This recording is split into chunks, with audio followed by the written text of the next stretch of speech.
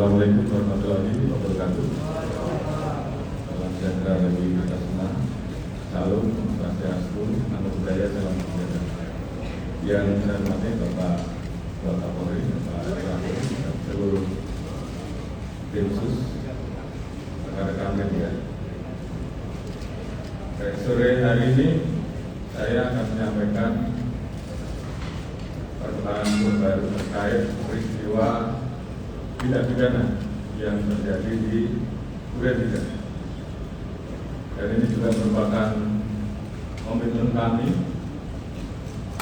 dan juga menjadi tekanan Bapak Presiden untuk mengungkap kasus ini secara cepat, transparan, dan akuntabel. Dan juga beliau memerintahkan jangan ada yang ragu-ragu, jangan ada yang ditutup-tutupi, ungkap kebenaran apa adanya. Jangan sampai menurunkan kepercayaan masyarakat terhadap Polri. Ini tentunya menjadi perintah dan amanat yang tentunya saat ini dan kemarin juga telah kita laksanakan.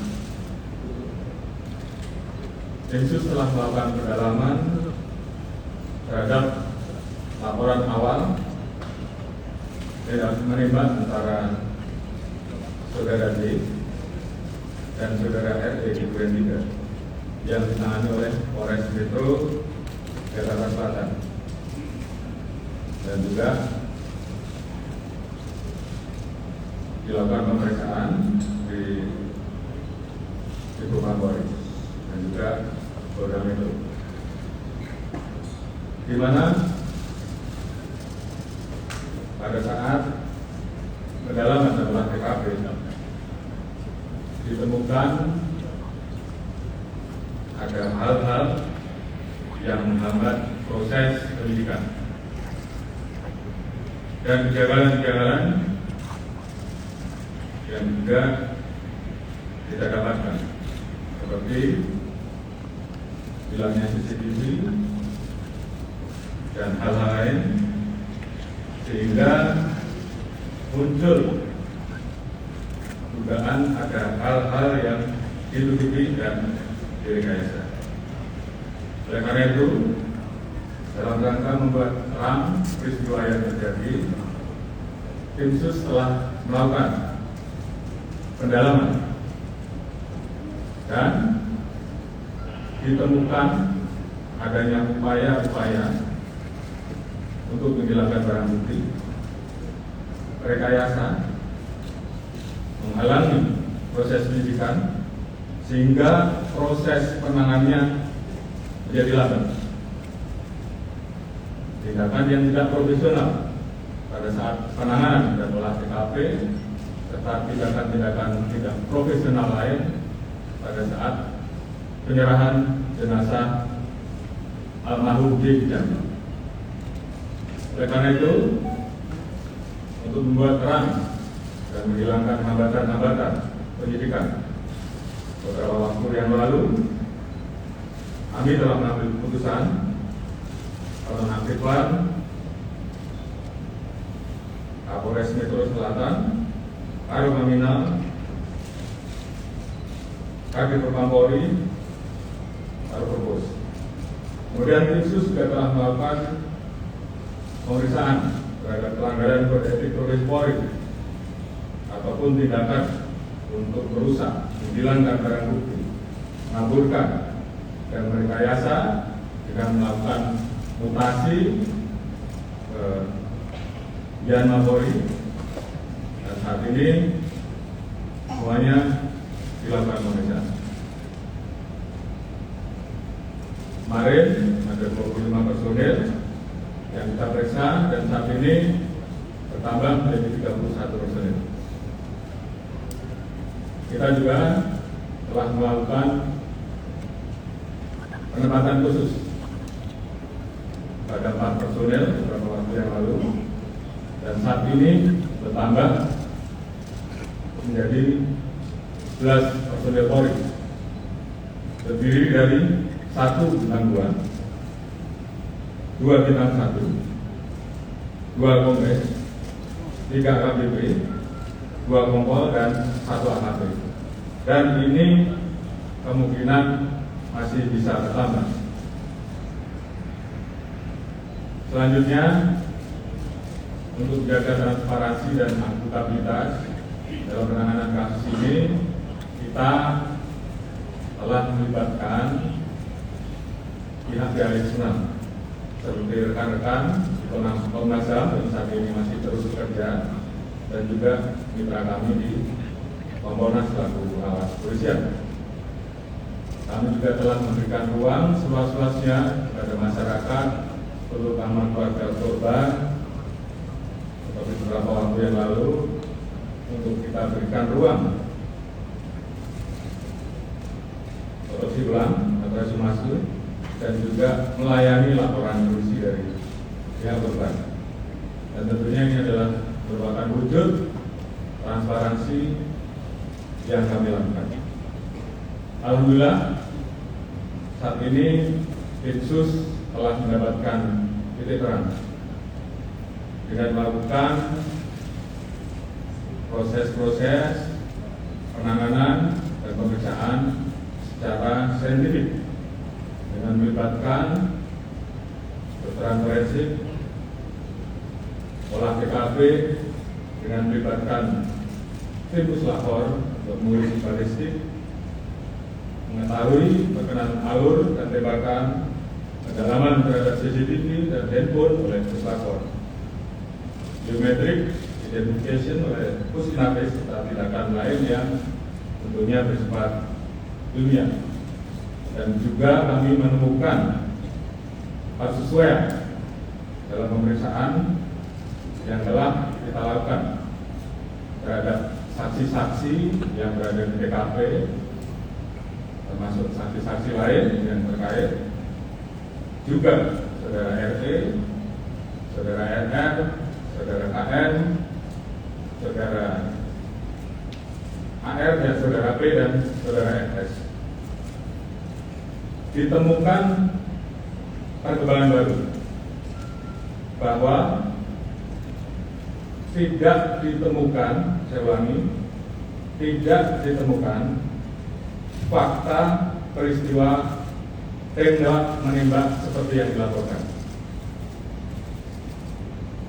Saya ulangi, tidak ditemukan fakta peristiwa tembak menembak seperti yang dilaporkan orang. Tim khusus menemukan bahwa peristiwa yang terjadi adalah peristiwa penembakan terhadap saudara J, yang menyebabkan saudara J meninggal dunia, yang dilakukan oleh saudara RE atas perintah saudara FS. Saudara E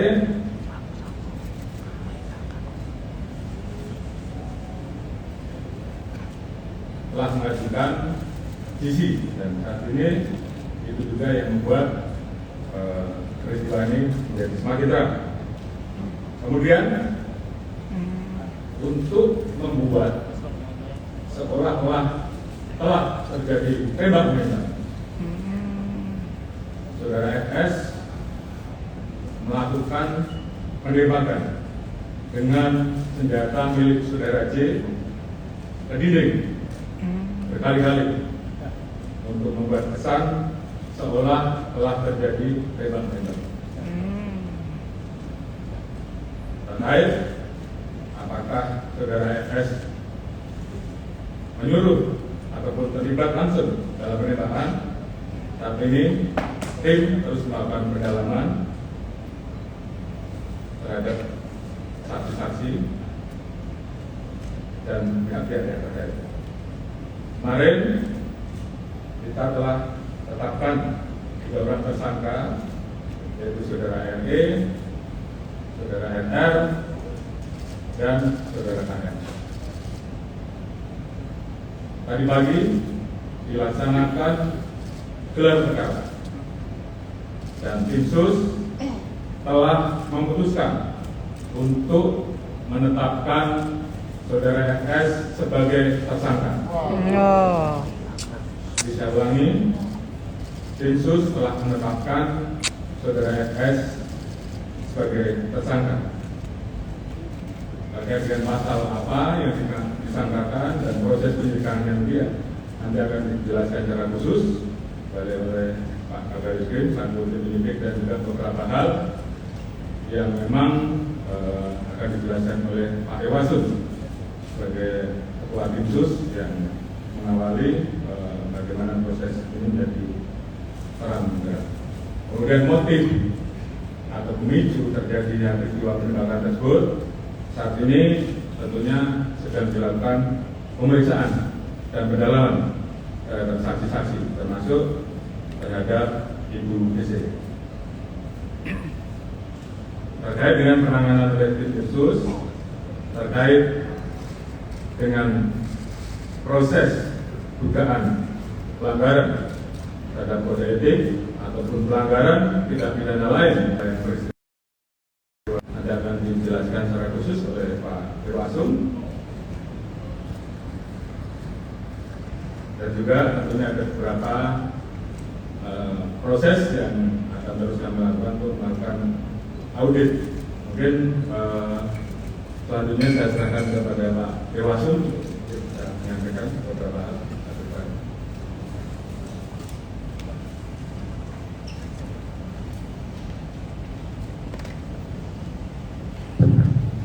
Atas izin Bapak Kapolri dan Bapak Kapolri untuk menyampaikan perkembangan yang dilaksanakan Tim Sus khususnya dalam pelaksanaan fasilitas khusus.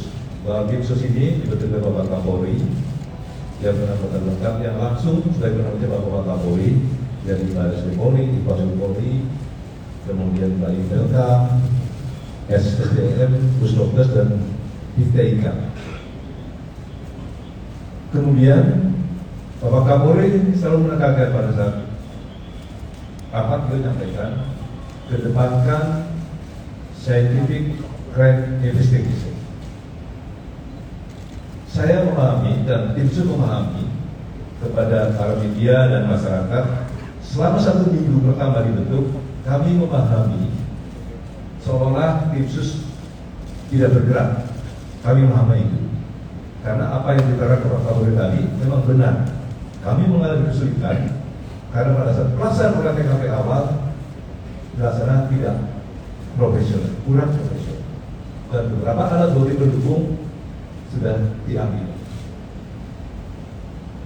Selama 1 minggu kami bergerak mendalami, kemudian kami mendapatkan informasi intelijen dari Bapak Kapolri bahwa dijumpai ada beberapa personil yang diketahui mengambil CCTV dan yang lainnya. Oleh karena itu, Infasum membuat surat perintah gabungan dengan melibatkan Divpropam Polri dan Baris Krim Polri telah melaksanakan pemeriksaan khusus kepada 56 personil Polri. Dari 56 personil Polri tersebut terdapat 31 personil Polri yang dari Bapak Kapolri sampaikan yang diduga melanggar kode etik profesional Polri atau KKEP. Kemudian yang melakukan pelanggaran dari Bapak Kapolri sudah menyampaikan 11 dilaksanakan penempatan khusus, yang 3 perwira tinggi ditempatkan di Mako Brimob Polri. Ada hal yang menonjol pada saat pelaksanaan pemeriksaan khusus ini terhadap Barada RE yang bersangkutan pada saat dilaksanakan pemeriksaan mendalam ingin menyampaikan unek-unek. Dia pengen menulis sendiri, tidak usah ditanya Pak, saya menulis sendiri. Yang bersangkutan menulis dari awal bahwa dia maksudkan adalah yang bersangkutan, dengan dilengkapi dengan cap jempol dan sebagainya. Dari itulah pemeriksaan khusus kan sudah ada unsur pidananya, maka kita limpahkan kepada Baris Krim Polri untuk melakukan tindakan penyidikan lebih lanjut. termasuk juga kepada Bribka RR pada saat dilaksanakan pemeriksaan khusus juga demikian.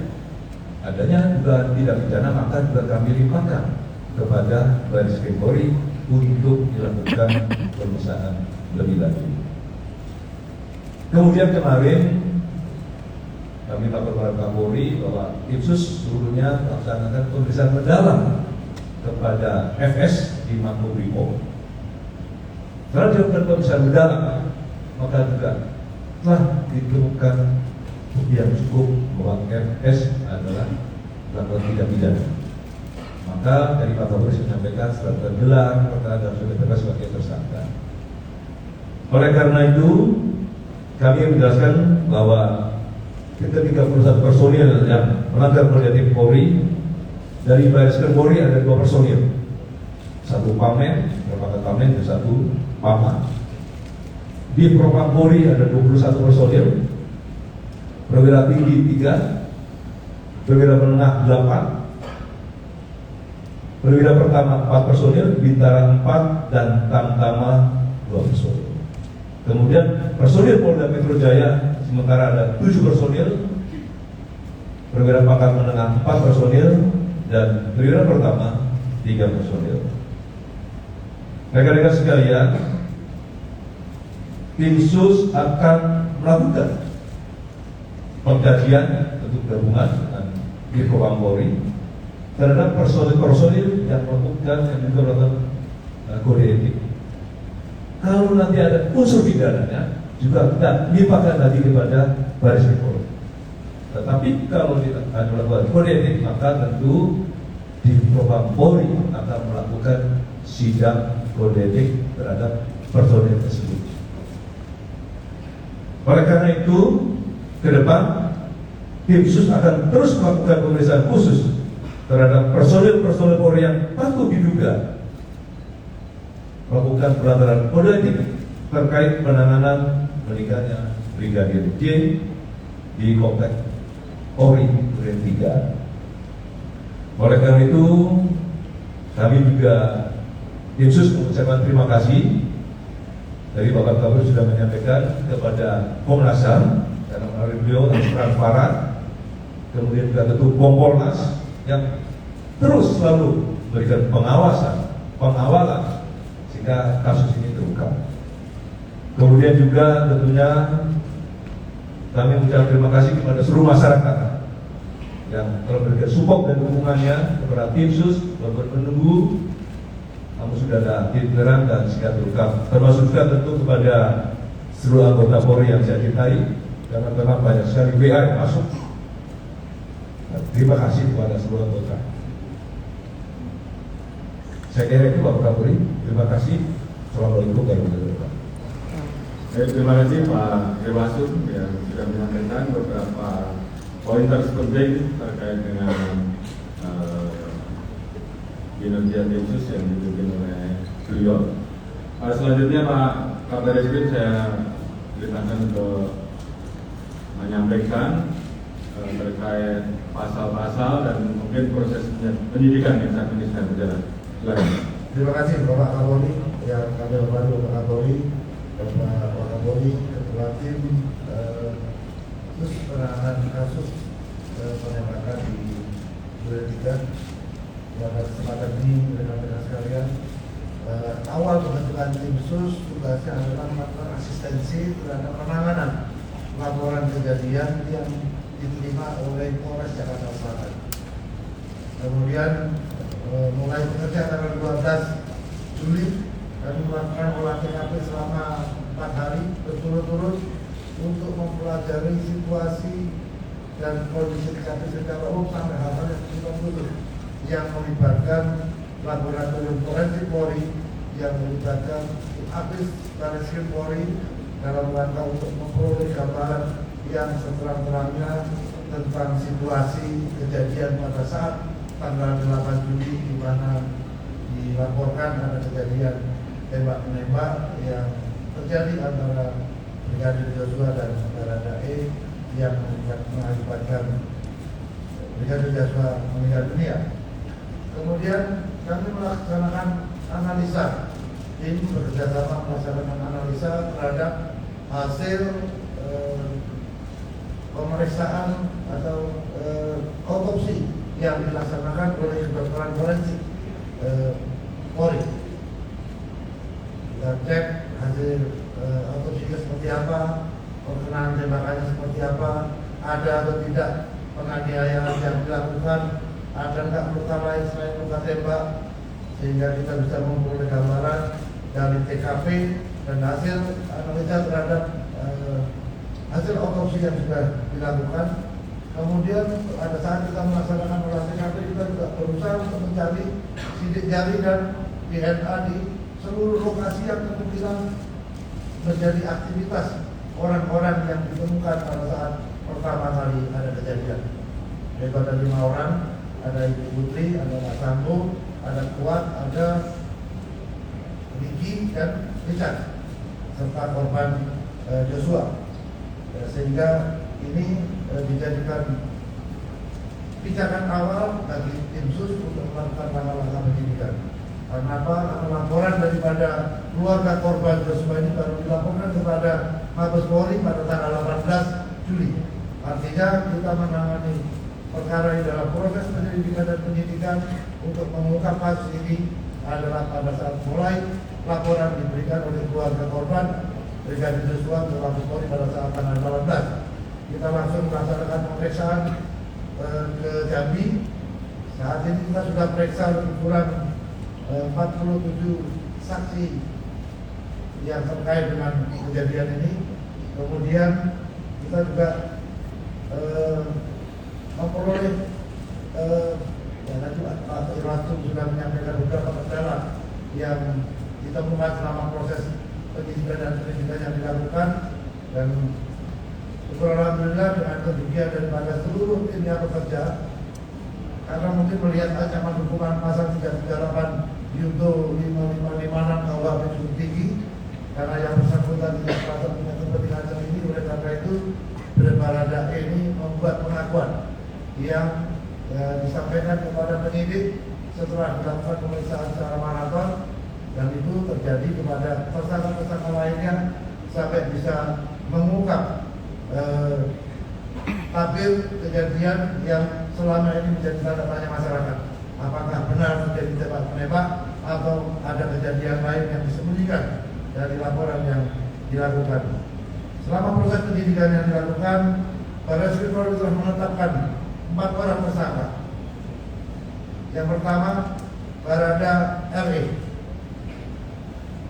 Yang kedua, Bribka RR. Yang ketiga, tersangka KM. Yang terakhir, Irjen Pol FS. Dengan peran dan persangkaan masing-masing tersangka sebagai berikut. Barada RE telah melakukan penembakan terhadap korban. Tersangka RR turut membantu dan menyaksikan penembakan korban. KM turut membantu dan menyaksikan penembakan terhadap korban.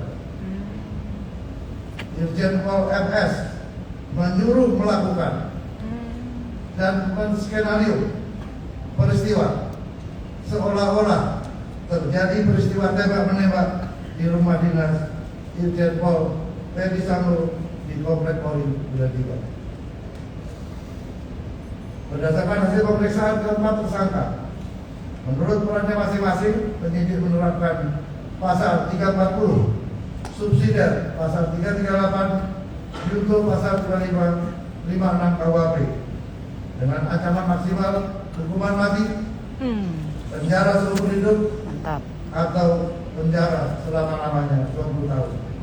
Demikian Pak Kapolri yang dapat kami sampaikan. Mudah-mudahan ini bisa memberikan jawaban kepada masyarakat atas keseriusan institusi Polri untuk menjaga marwahnya kepada masyarakat. Terima kasih. Assalamualaikum warahmatullahi wabarakatuh. Mantap. Mantap, bosku. Jadi rekan-rekan, saya kira sudah jelas tadi sangkaan pasalnya, pasal 340, pasal 340. subsidiar pasal 338 junto pasal 55 dan 56 terkait dengan 4 orang yang tadi sudah disebutkan, dan tentunya ini akan terus dilaksanakan pemeriksaan tambahan. Tentunya langkah-langkah dari tim sus ini adalah merupakan wujud komitmen Polri untuk mengusut tuntas perkara ini secara akuntabel, jujur, terbuka, transparan, sesuai dengan harapan masyarakat dan arahan Bapak Presiden untuk mengusut tuntas.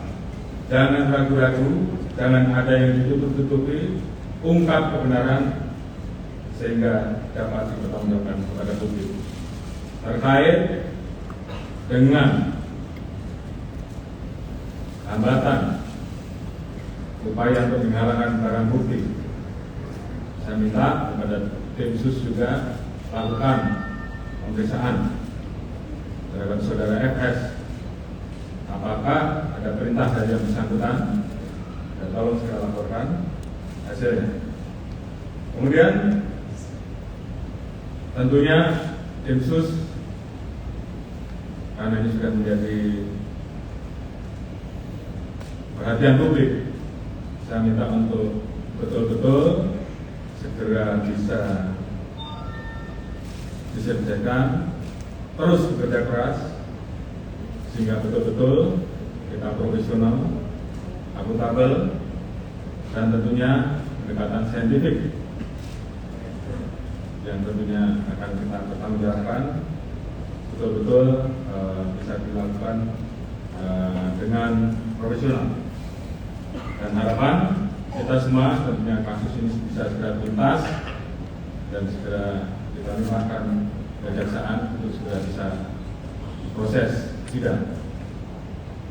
Kemudian terkait dengan temuan-temuan pelanggaran kode etik maupun pelanggaran pidana lain yang ditemukan akan segera dituntaskan dan segera diproses, apakah itu dengan proses pidana atau proses etik untuk segera bisa di sidang etik, ataupun segera dituntaskan untuk diproses dan diajukan ke kejaksaan.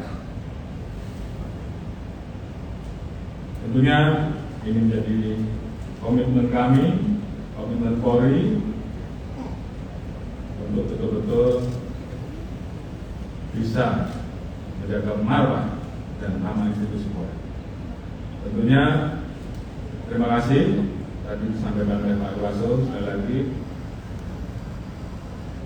dukungan dari masyarakat, support dari masyarakat dalam memberikan semangat kepada kami untuk mengungkap agar fakta ini menjadi terang benderang, dan ini bagi kami merupakan bentuk kecintaan terhadap institusi Polri. Mungkin itu yang bisa saya sampaikan. Terima kasih. Wassalamualaikum warahmatullahi wabarakatuh. Pak Kapolri, izin terkait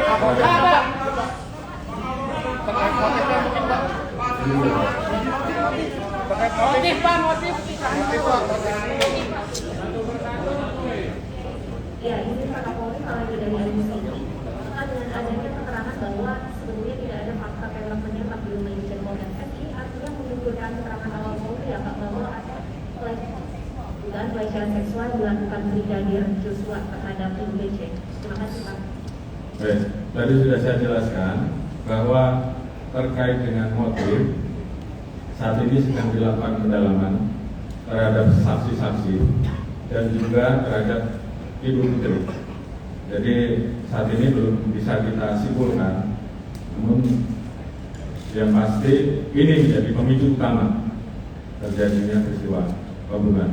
Untuk apa kesimpulannya, tim saat ini terus bekerja, ada beberapa saksi yang saat ini sedang diperiksa dan tentunya nanti akan kita informasikan. Namun yang paling penting peristiwa utamanya, apakah tembak menembak atau yang terjadi penembakan, ini saya kira tadi sudah dijelaskan secara terang. Silakan. Bapak. Wan, Yang pertama itu Pak yang ditanyakan keterlibatan katanya ada penasehat Kapolri yang inisialnya FH itu yang menyusun skenario juga Pak, itu betul Pak. Dan yang kedua, apa sudah bisa dipastikan bahwa motifnya tidak ada tentang pelecehan seksual, karena ini keluarganya kan juga menunggu karena beban sosial juga kan, juga mungkin dia punya Brigadir J bisa pernah kena dugaan awal katanya ini pelecehan seksual. Dan yang ketiga mungkin Pak, kenapa SK-nya tidak dipanggilkan seperti kasus-kasus lainnya Pak? Terima kasih Pak. Baik, jadi pertanyaan pertama tadi, kami sedang melakukan pendalaman, tim sedang bekerja. Tentunya apabila kita temukan, pasti kita proses. Terkait dengan motif, tadi sudah kita sampaikan bahwa pendalaman masih terus dilakukan, dan ini tentunya membutuhkan keterangan dari ahli-ahli sampai kesesuaian saksi-saksi, sehingga tentunya ini menjadi bagian yang juga harus kami tuntaskan. Apa izin Pak apa untuk di mana Pak? Ya apa dari radiologi kita Pak? Untuk soal etiknya Pak, ada 31 personel yang dulu melakukan pelanggaran etik yang punya cukup besar. Yang kita tahu apa sebenarnya motivasi dari mereka, rata-rata mereka. Apakah mereka sadar bahwa apa yang mereka lakukan ini mempengaruhi bisa mengganggu jalannya penyidikan? Terima kasih Pak.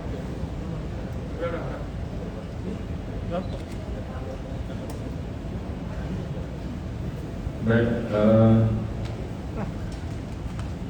tim Propam, tim Yesus dan tim Propam saat ini sedang mendalami apakah mereka sadar ataukah atas perintah, sehingga ini yang kemudian nanti kita putuskan apakah dia masuk pidana atau etik.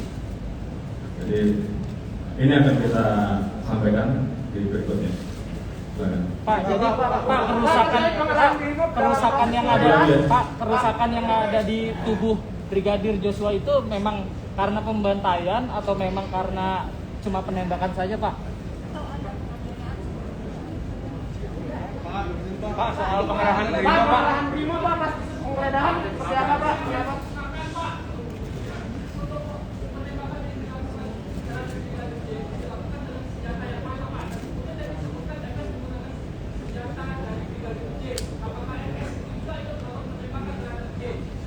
Tadi sudah saya jelaskan, penembakan terhadap Brigadir J dilakukan atas perintah Saudara FS dengan menggunakan senjata milik Saudara Brigadir R. Terkait dengan apakah FS ikut menembak, ini sedang dilakukan pendalaman karena ada beberapa pendalaman terkait dengan saksi, kemudian bukti saintifik yang sedang kita dalami, dan kemudian yang digunakan untuk melakukan penembakan dinding adalah senjata milik Saudara J. Jelas ya? Saya cukup. Mas Dikit satu lagi Pak. Pak tadi Pak. Penahanan dilakukan di mana khususnya untuk Irjen PS, kemudian yang kedua proses terkait dengan penyidikan dugaan pelecehan seksual terus dilakukan Pak. Tapi sebenarnya yang dilakukan aktivitas Brigadir J pada saat ditembak itu sedang apa Pak?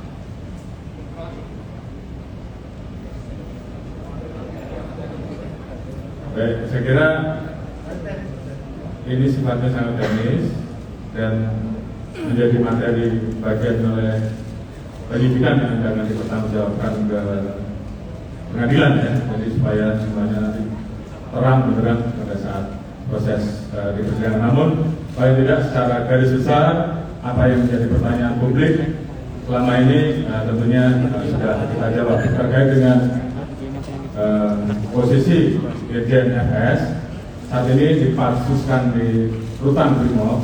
Tentunya setelah penetapan tersangka akan ditahan dan nanti akan diputuskan oleh tim apakah ditahan di Rutan Brimob atau tempat yang lain. Nanti akan diputuskan setelah pemeriksaan beliau sebagai pemeriksaan FS sebagai tersangka.